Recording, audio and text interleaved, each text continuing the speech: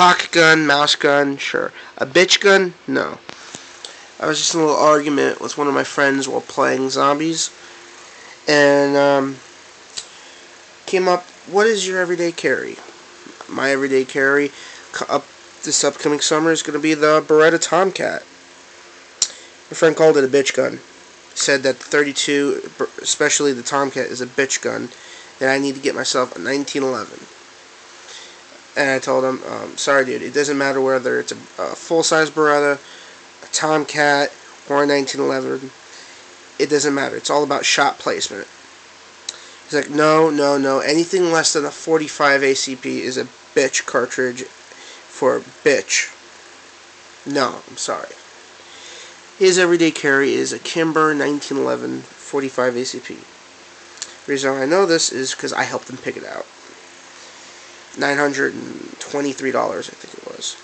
It's a nice gun, but the fact is, dude, whether it's a 45 ACP or a 32, the difference between our two guns is mine's a 32, yours is a 45,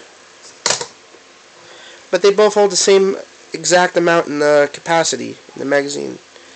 7 plus 1 in the pop-up. 7 plus 1 in the barrel on his. Now, unless you have good shot placement, it doesn't mean shit. You can have a 50 caliber. It doesn't mean shooting it in the air is gonna fucking kill the target in front of you. Whether it's attacking you, it's a cracked up assailant on PCP, or if it's a zombie looking to eat your brains. 32 ACP, Beretta PX4 Storm subcompact 9mm. Even Smith & Wesson 38 Special. They're not bitch guns.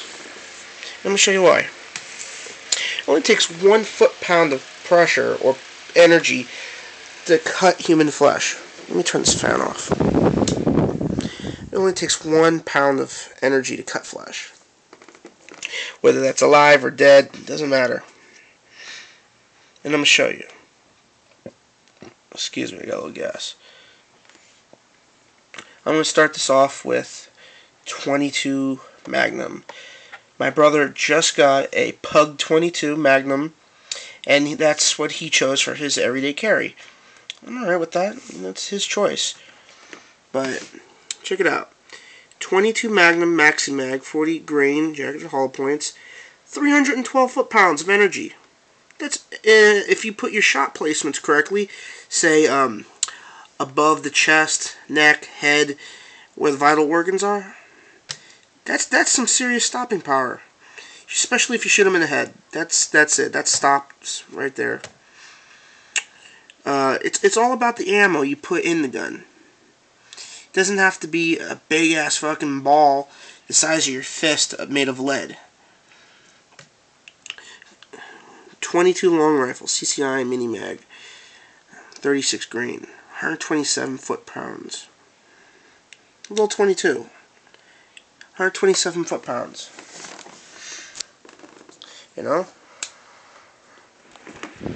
Sorry, I gotta have the fan on, it's hot in here. 127 foot-pounds. It's more than enough to kill someone. Or a zombie, stop a zombie. Alright, 32 AC. This is what I have right now. Hornady XTP 32 ACP 60 grain jacketed hollow point.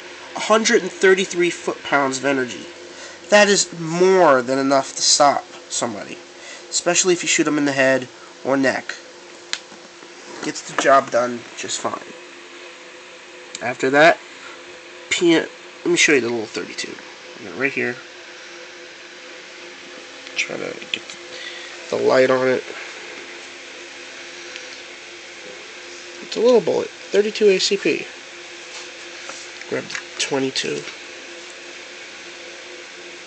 Not much of a size difference in length, but the width is different. PMC Bronze 380.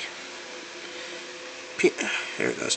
PMC Bronze 380 ACP 90 grain full metal jacket. 169 foot-pounds. That's not much of a difference between the 32 and the 380. But with 380s, I don't like them. I fired the Ruger LCP. I fired the Kel-Tec. It's the same thing. They're too light, and they always leave the webbing of your hand along with your wrist sore for a few days. And that's just one box. It's like 50 rounds. So, moving along. Speer Gold Dot, hollow point, 125 grain plus P.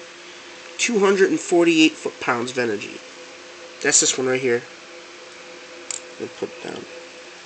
Yeah, now you can see them. Alright.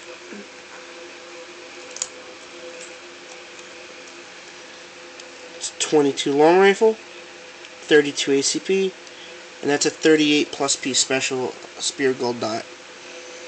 That's 248 foot-pounds of energy. That's more than enough to stop somebody, even if you shoot them in the chest. 9mm plus P, 124 grain Bonded PDX1 jagged hollow point bullet. 330 foot-pounds of energy. That's this one right here. 330 foot-pounds. That little 9mm. And it's a hollow point. It's going to open up. It's going to do some damage. So whether you shoot them in the head or in the chest, that's going to be a good stopping power. Where's the box? Oops, back. Winchester Supreme Elite Bonded PDX1. So, and then after that, 45. This is what he has in his. I know, because I went out and bought it with him. 45 ACP Bonded PDX1, 230 grain jacketed hollow point, 432 foot-pounds of energy. Now, that's a heavy-ass bullet. That is a lot of power. 432 foot-pounds of energy. That is very good knockdown power. That will knock somebody down, even if they have a Kevlar vest down on. That will knock them down. But it doesn't matter. It doesn't matter. Because if you don't have shot placement, you don't got shit. Summertime, I'm going to be carrying the Beretta Tomcat 7+1. And I can have 1, 2, 3. I can have all 3 magazines, 1 in the gun and 2 in my back pocket, and it's not going to weigh anything. It's going to be 105 degrees. Humidity is going to be at 90%. Hell yeah, I'm going to be using the Tomcat. The Beretta PX4 Storm subcompact holds 13+1. I switch back and forth sometimes. Sometimes I'll have both. One in my back pocket in a pocket holster, and one on my side in the waistband. 13+1. 13 in the mag, 1 in the pipe. The Kimber. Your Kimber 1911. Great gun. But dude, you gotta remember, I took you to the gun shop and I helped you buy that because I know you want something pretty, and you're not gonna go out to the range every week to practice. So you don't have any, and prior to that you don't have any prior knowledge about guns or anything. And I'm not saying that I do either. I just have a little more experience than you. So yeah, 7+1 in your Kimber over 7+1 in my Tomcat. But the fact is, if we were in a firefight, I know where to shoot with my shot placements. You do not. Therefore, it's what's the word? Void. Doesn't matter. It's the same thing, as long as you have shot placement. Anyway, I just made this video as a response. I don't mean to hurt anybody's feelings. And I'll post the shit underneath, the stuff underneath the description below. Zombie Master 25.